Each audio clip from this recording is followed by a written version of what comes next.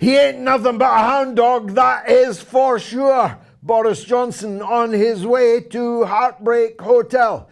The British government, indeed the British system of governance, is coming apart at the seams. We are in the uncharted waters, unprecedented, of the leadership of both the government and the opposition, falling into existential crisis at precisely the same time. Let's hope war doesn't break out, because who'd want to be in a war where our whole destiny was in the hands of that hound dog, Boris Johnson, and in the hands of Sir Keir Starmer, if indeed he is still here at this time of night. Let's start, of course, with the government, because the fish rots from the top. I'll start at the top, though I could have started, if you will forgive me, further down towards the bottom. But at the top, we have a situation where the British Prime Minister, Boris Johnson, obese, debauched, a man stumbling from scandal to scandal, crisis to crisis, is hanging on to the wheel by giving away billions of pounds of our money to a government and a leader in even bigger, deeper trouble than he is. I refer, of course, to President Zelensky of the Ukraine. Whenever there's trouble, Boris Johnson is on the plane, whether it's to Kigali, although he's the only one taking flights to Rwanda these days. Certainly not the flagship policy that he announced, that the people coming across in rubber dinghies in their thousands every week would not touch the beaches before they were on their way to Rwanda. But Boris was there, along with Prince Charles, revealed last Sunday to have received £3 million in cash in plastic bags, one of them a Fortnum and Mason's tasteful canvassy type bag, £3 million in cash from another potentate, the former King Emir of the Emirate of Qatar, who are hosting the World Cup in just a few months. Boris Johnson and Prince Charles, God knows what happened in the evening times. Did Charles go for a walk and talk to the palm trees? Did Boris lie back and think of England? Let me start with that.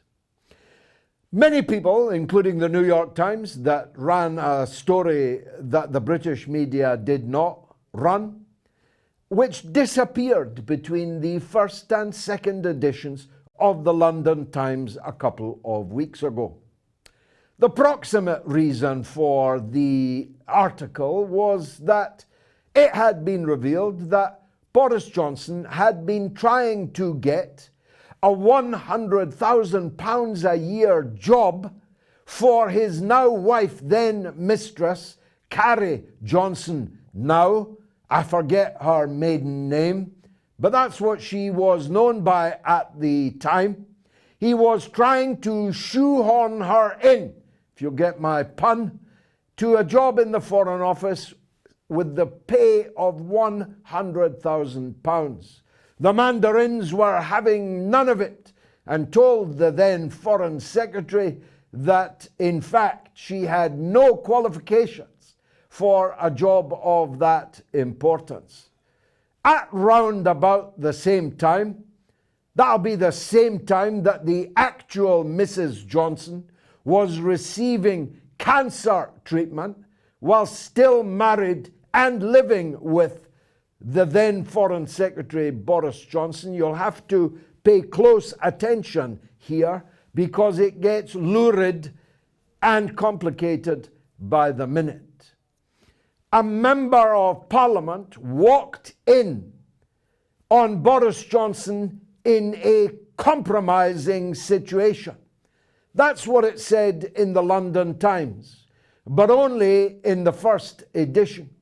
By the time of the second edition, not 2 hours later, Johnson's people had phoned Rupert Murdoch's people and had the story pulled off the presses. And therefore, the vast majority, even of readers of the London Times, knew nothing of this story. Only the lucky readers of the New York Times knew anything about it. What was that compromising situation? Was it Tony Hancock snug underneath the CCTV cameras? No. It was much wilder than that. It was the Foreign Secretary lying back on the sofa past the sick bag Alice, whilst the now Mrs. Johnson, then Carrie, whatever her maiden name was, on her knees performing an oral sex act on the Foreign Secretary in Parliament, in your time, on your dime, at the very time he was trying to get that same person a £100,000 a year job in the Foreign Office. This, by the way, after we now know he had spent more than £100,000 of taxpayers' money whilst Mayor of London on another blonde floozy that he was banging, although that was for pole dancing classes or whatever business it was she was trying to get off the ground. You see a pattern here: public money, floozies, betrayal, adultery, debauchery. You see the Prime Minister we have. Now, that Member of Parliament didn't knock. Although you would have thought somebody who was the Foreign Secretary might have locked his door before lying back and thinking of the empire as the Foreign Secretary getting a blowjob. But no, he did not. The Member of Parliament came in and saw wine. So there was wine taken in the middle of the day, just before the blowjob. I suppose Carrie needed it to fortify her for her task. Who was that Member of Parliament? Well, now we know. Don't mention your name, Pike. The unlikeliest promoted cabinet minister, one portfolio after another, and the unlikeliest knight of the realm. That's right, Pike. Sir Pike. Sir Gavin Williamson. Now we know what he got the knighthood for. That ancient, old English virtue of discretion.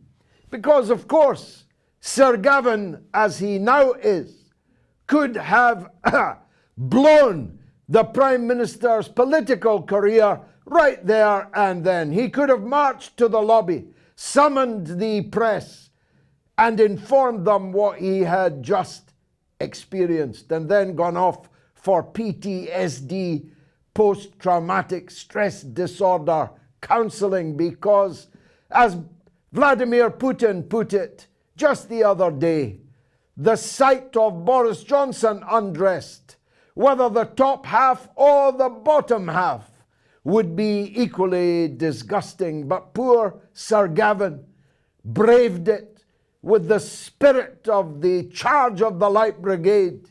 He charged on and on in the service of Boris Johnson thereafter. If it was just the Prime Minister's debauchery and his personal corruption, we might survive. If the cabinet around him were men and women of fortitude and of, I don't know, integrity, an old-fashioned word, then we might actually pull through. All these sexual double entendres just keep slipping into my discourse. They're not deliberate, I promise you. But let's turn to the Deputy Chief Whip. Pincher by name, Pincher by nature, or pinch him might have been appropriate. He has been sacked or has fallen on his sword after staggering around one of the London clubs. Now, by clubs, I don't mean a glitter ball. I'm not talking Peter Stringfellows. I'm talking about a London club in the gentleman's sense. And almost all those present were gentlemen, or men at least.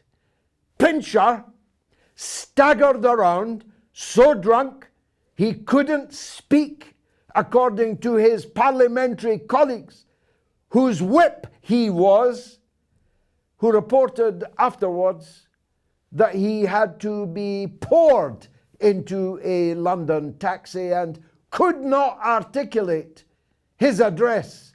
They had to look up his address to tell the cabbie so that he could be taken home, but not before. He had allegedly sexually assaulted not one but two young men on the premises. These kind of things get you horsewhipped, get you put in the library with a bottle of whiskey. Well, he no longer needed that, and a pearl-handled revolver in London clubland. These are not things that you do to frighten the horses, you see.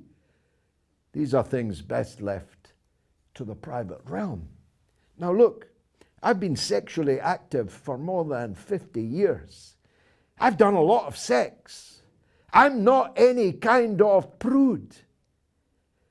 But this couple of vignettes, and there are many more, sum up what's happening on the bridge of the good ship Britannia as we sail headlong onto the rocks. That's the problem, not the sex. It's what they're doing, what they are like, the kind of people that they are, that has led us to this sorry pass. Now, in 1963, Britain was in the grip of much the same kind of thing. Vice, corruption, lying, rottenness at the heart and the head of the Tory government, which for 13 long years had misruled Britain, stumbling from one disaster after another, some of them, like Suez in 56, almost destroying our entire international position. Others bringing our country into disrepute on a daily basis.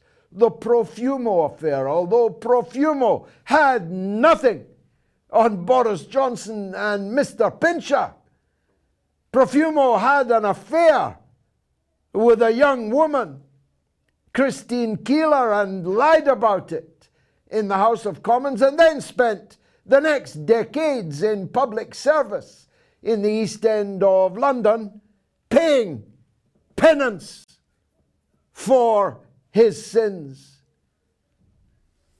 But in 1963, coming up to the general election of 1964, when Britain was ruled by the 17th Earl of Hume, one of the guilty men at Munich, one of the chief appeasers of Hitler, at least we had a functioning opposition, more than functioning, vibrant, bristling, gagging to come to power, packed full of policies. Harold Wilson, Mr. Anthony Wedgwood Benn, the author of the phrase, "The white hot heat of the technological revolution," was the crucible in which the new Britain, under Labour, let's go with Labour, they said, would be founded, formed. Labour had 10, 12 cabinet members ready to be Prime Minister on the day that Labour came to power. What is it today? I asked a friend of mine who knows the right wing of the Labour Party only too well. Who's next if Keir Starmer has been fined and has to resign? Do you know what he said? It should be Wes Streeting. Wes Streeting playing the role of Harold Wilson, James Callaghan, Dennis Healy, Wedgwood Ben, Richard Crossman, Richard Crossland, Barbara Castle. All of these putative prime ministers are to be imitated by somebody called Wes Streeting. Of course, my friend wasn't claiming that it would be Wes Streeting, just that it should be. He thought it would be between somebody called Lisa Nandy and Yvette Cooper and one or two others.